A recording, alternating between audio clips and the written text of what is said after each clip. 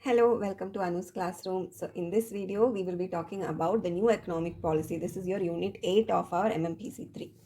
So before we start anything, I just want to say that there is a construction work going on nearby my house. So you might hear some noises in the background. I apologize. There is no way to eliminate that.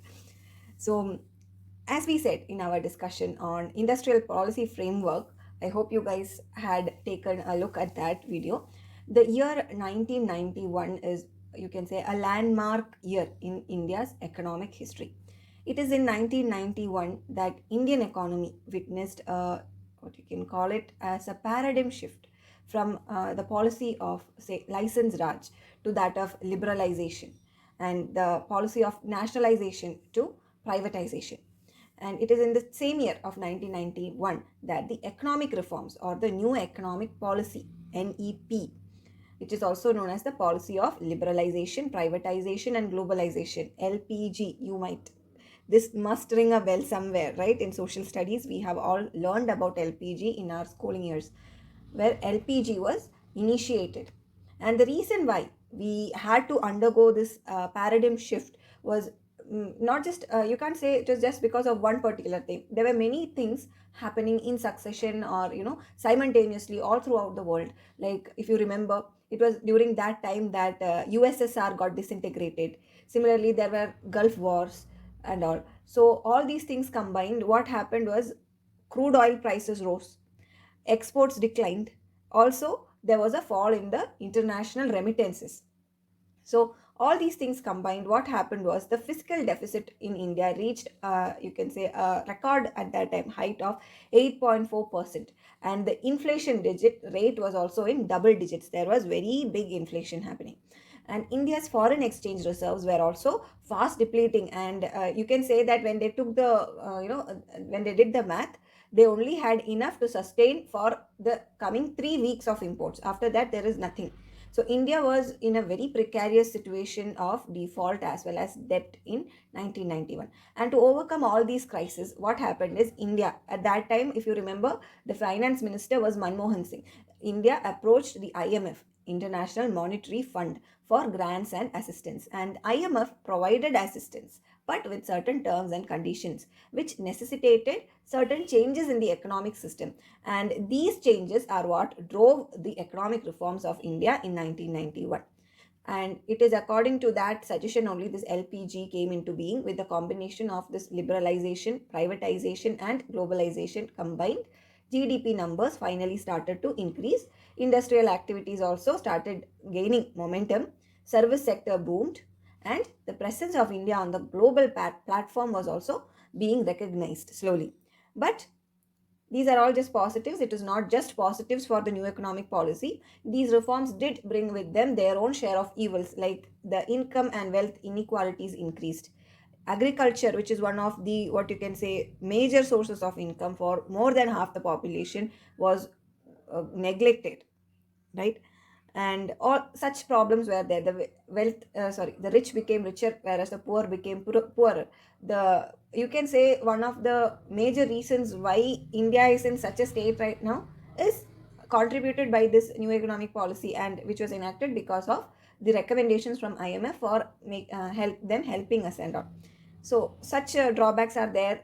Wherever IMF has been involved in, bringing the countries out of debt, such recommendations have been given, which kind of had somewhat similar repercussions even in other countries also. So there are a lot of what you can say, criticisms as well. So all in all, anyway, we will discuss on these NEP, new economic policy, related changes. So there are a lot of things, okay, and there is a lot that we as India's future managers also should be aware of, so that we can better understand and improve the economic situation of our country as well. So with all these objectives in mind, in this session, let us understand the history of economic reforms that were introduced in 1991, the meaning as well as the measures that were taken in relation to liberalization, privatization, and globalization. And also, we will touch upon the latest economic policies of the government, like Pradhan Mantri Jan Dhan Yojana, Mudra Scheme, Swachh Bharat Mission, Atmanirbhar Bharat, and all. Okay. So, first and foremost, the new economic policy of 1991 with key points as liberalization, privatization, and globalization. So, LPG is the main component of our NEP 1991. What is liberalization now? Liberalization refers to curtailing, or in layman's term, lessening of the excessive state or government regulations and restrictions as to uh, who can participate or who can do what all businesses and all. This was done in order to enhance the participation of private entities or sectors in the functioning of the economy. So prior to the policy of LPG, Indian economy was what you can say entangled in excessive state control, red tapeism, license raj and all. And post this 1991 liberalization measures, which was brought about by this new economic policy and the new industrial policy, financial sector reforms, tax reforms, forex reforms, and things like that, only 18 industries, that too which were related to security concerns or environment or hazardous chemicals or you can say luxury goods and all, were kept under the purview of compulsory licensing.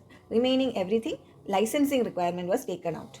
Industries that were reserved for public sector were reduced to only just two industries. One was the atomic energy and the other was the railways. Even now railways is public sector, correct? And recently like last year or so, there was a push to privatize even the railways. I think talks are going on, I'm not sure, right? If you guys know anything about it, just give a comment down below. It will help me and help others also in our community. It is Anu's classroom is not like I'll teach you learn, nothing like that. I'm doing my best to help you out in you learning your term and for your term and examination, and in return I expect all of you to help each other as well, right? So coming back, so the requirement for licensing initially for setting up of industries within 25 kilometers of the periphery of cities that are having a population of more than 10 lakh for certain classes of industries was removed. So we all know what happened with that. New industries came popping up, but with it also came pollution of rivers and things like that, right? Yeah, anyways, so what it helped is it helped to boost and invite foreign direct investment in high priority industries which required heavy or lump sum investment and advanced technology. It initially, what you can say, the aim of this liberalization was to provide approval for FDIs up to 51% foreign equity in 33 industries like electrical equipment, metallurgical industries, etc. To inject technological dynamism in Indian industries, the government provided automatic approval for technology agreements related to high priority industries with specific parameters also.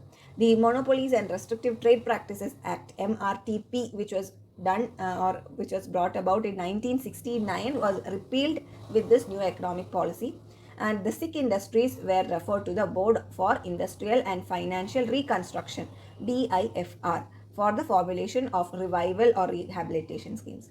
And later on later time you would come across it either in this semester, a little bit in this semester, as well as in your upcoming semesters also. You will understand that this BIFR is now not there. Instead we have a bankruptcy act itself.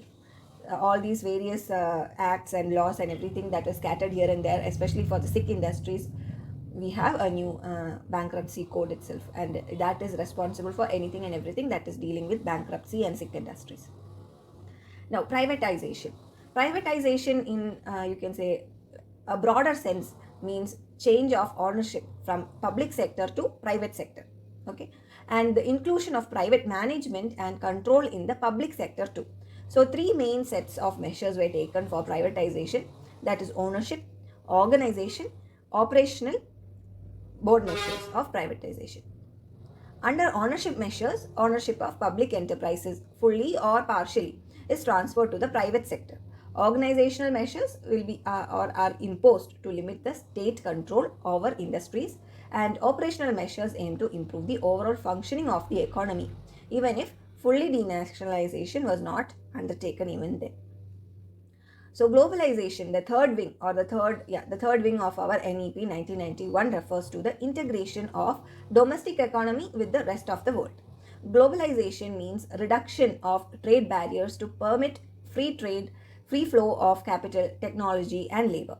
The important measures that were undertaken to pursue the objectives of globalization are say reduction of import duties as well as encouragement of foreign investments.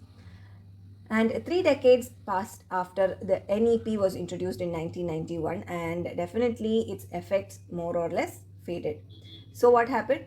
The NDA government, when they came into power in 2014, they made some major changes, and the new policies have been introduced since then as well. So now let us take it. So this was the new economic policy as it was introduced in 1991.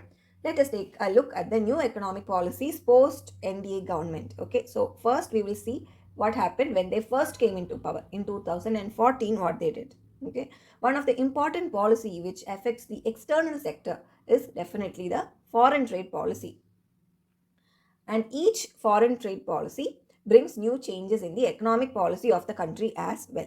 So, FTP, this foreign trade policy, is formulated every 5 years. And as you all might be aware, the course material as of December 2023 is published, I guess, either in 2020 or 21. So, whatever salient features we have about the foreign trade policy over there is for the year from 2015 to 2020. So, um, so currently, let us look at that.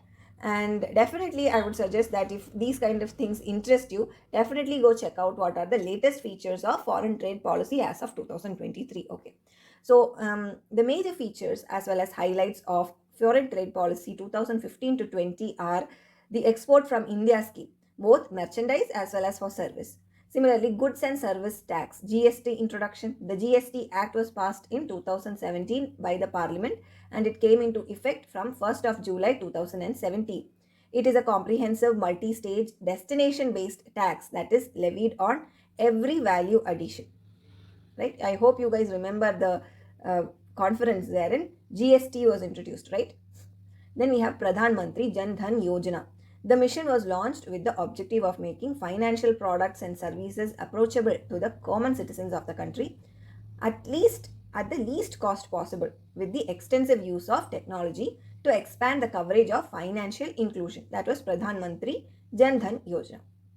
Then we had the Mudra scheme for MSME, which was launched in 2015 to revitalize and meet the credit need for non-corporate, non-farm, micro and small enterprises. Mudra is actually a wholly owned subsidiary of the Small Industries Development Bank of India, SIDBI, with an authorized capital of rupees 1000 crores and 750 crores of paid up capital also.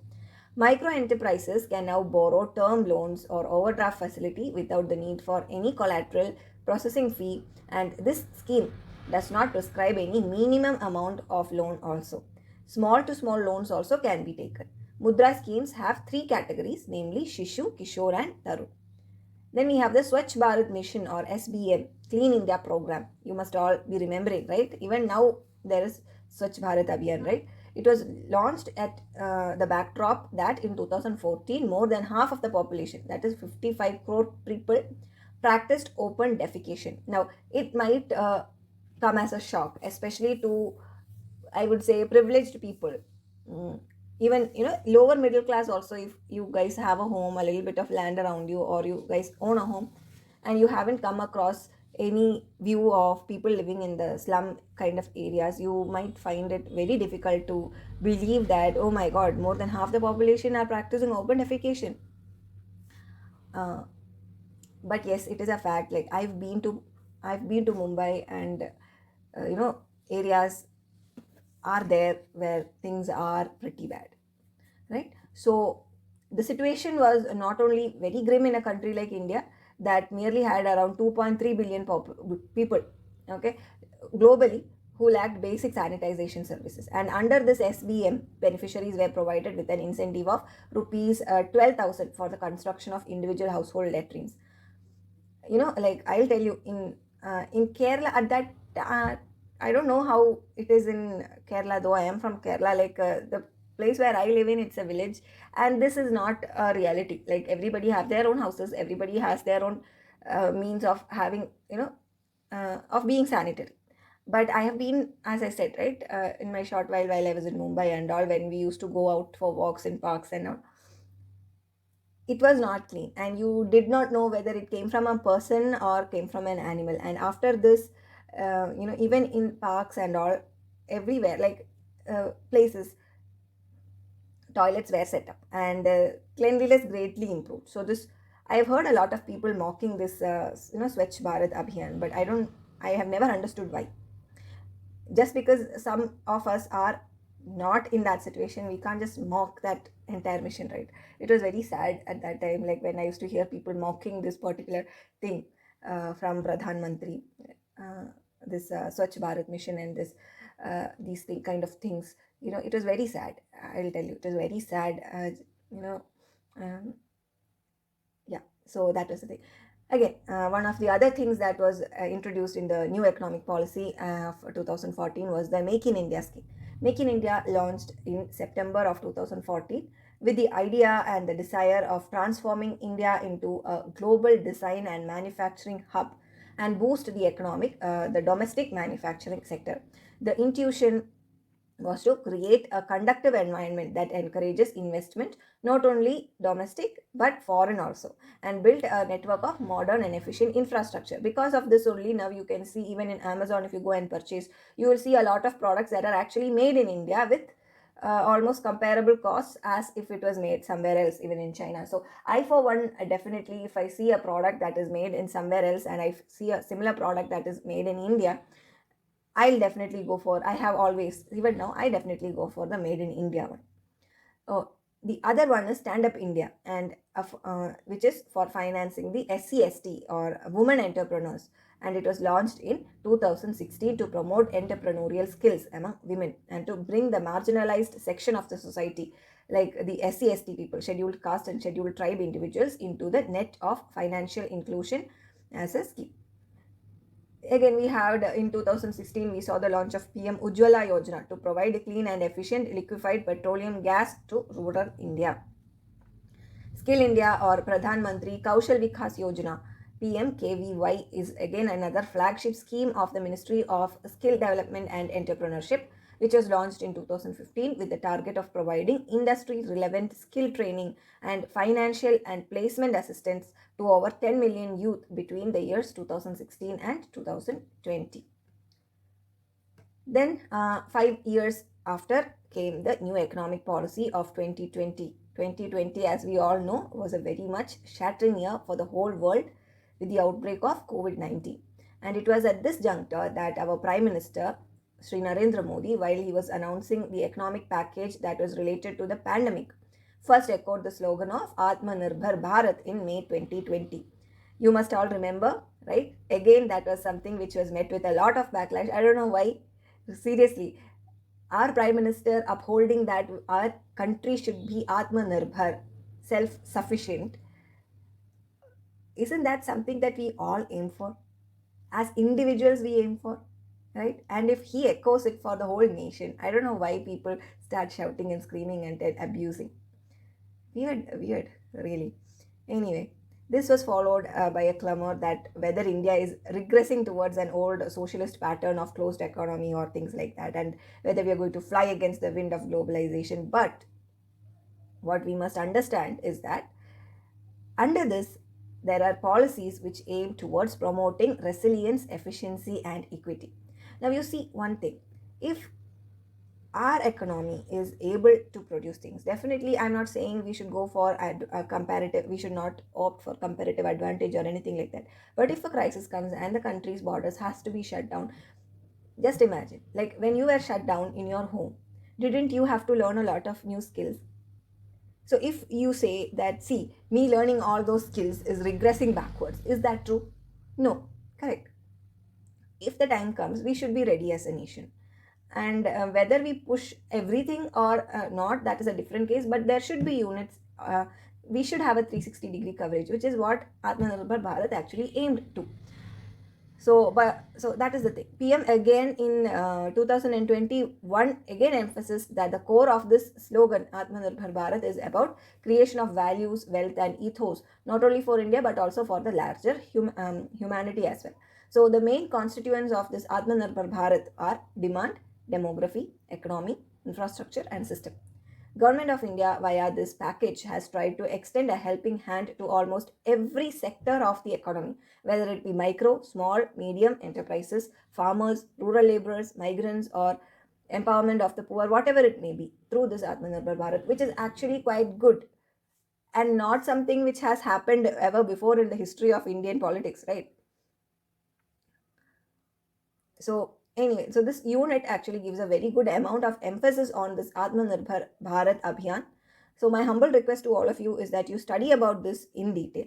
If possible, at the end of this course, I will definitely try to make a separate video detailing all the major points of this Atmanirbhar Bharat Abhiyan. But as our term and examination is fast approaching, December 2023 examination, just in case if I am not able to do that also, please, you guys don't skip this Atmanirbhar Bharat or this entire new economic policy unit itself. This is very important, right? So a few of the other measures that are initiatives that are taken up by the government of India include festival advance scheme to government employees under the SBI Utsav cards. The new leave travel concession (LTC) voucher scheme was launched. Atmanirbhar Bharat Rozgar Yojana to create new job avenues during COVID recovery phase. 1.46 lakh crore boost has been given to 10 champion sectors like advanced electronic or technology products, pharmaceutical drugs, cell chemistry, battery, telecom, networking products, food products, high efficiency solar PV modules, automobiles, auto components, white goods, specialty steel, textile products, and all. 18,000 crore additional outlay for PM Awas Yojana Urban. 900 crore provided for COVID Suraksha mission for R&D of Indian COVID vaccine. And further, under this slogan of Atmanirbhar Bharat, various sub-slogans like vocal for local, local for global, etc. and all were echoed, right? And various other missions like National Food Security Mission, National Food Security Act 2013, Smart Cities Mission, Bharat Net or National Optical Fiber Network were all launched. And as we draw to a close of 2023, we have much more schemes also, since our book is definitely outdated by at least 2 years by now, right? So as we come to a conclusion of this particular session, again, let me remind you that this is Unit 8 from block number 3. It has only 2 units in block number 3, Unit 8 and Unit 9. And definitely we can expect that at least one question from both these units will come. So no matter what, do not skip both of these units. Learn them end to end by heart, right? If you can prepare this Unit 8 and 9 very well, for sure you will get 40 marks. So I hope this session as well as this entire course in all is proving useful to you guys in the preparation for your term and examination. So until I see you all in the next session, take care. Thank you so much. Bye-bye.